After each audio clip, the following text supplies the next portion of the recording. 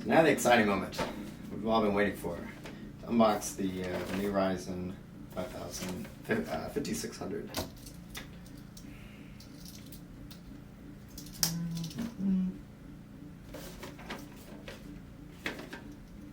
Yeah, that's cool. It's silver on the bottom. Well, this box looks the same as the other ones they've been making.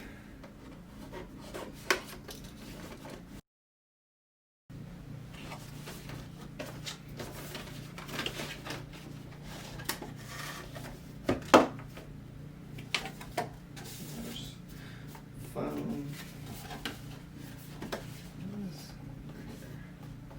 Nothing. Oh, okay. So the question is,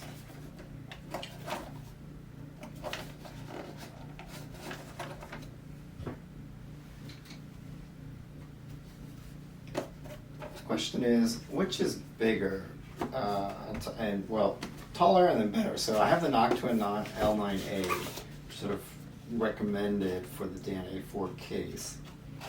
I'm assuming it's better than this default cooler AMD gives you. That being said, I've heard, I know from past Ryzen chips that the coolers are pretty good, right? They're, the stock AMD cooler is a lot better than Intel ones, but this should still be better and it should be flatter. So I think this is the way to go. And there's this bracket.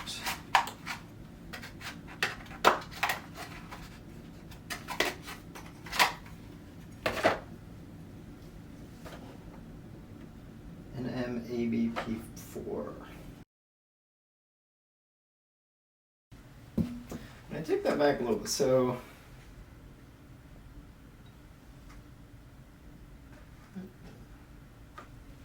okay, so this is the stock cooler that goes in the Ryzen 5600X.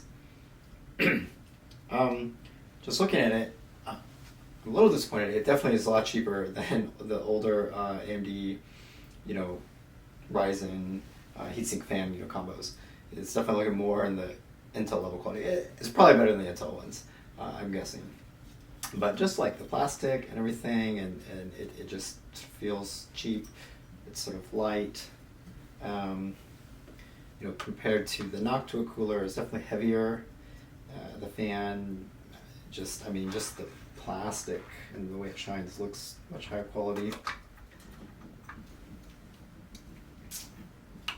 What is also interesting, looks like they have pre-applied thermal paste, and it looks like a washer got stuck there.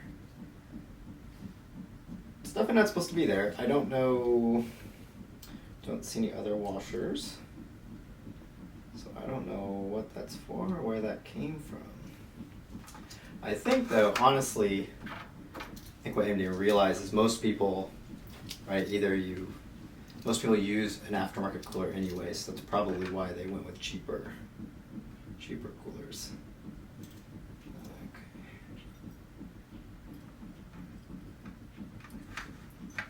It's able to, I don't know what that's for.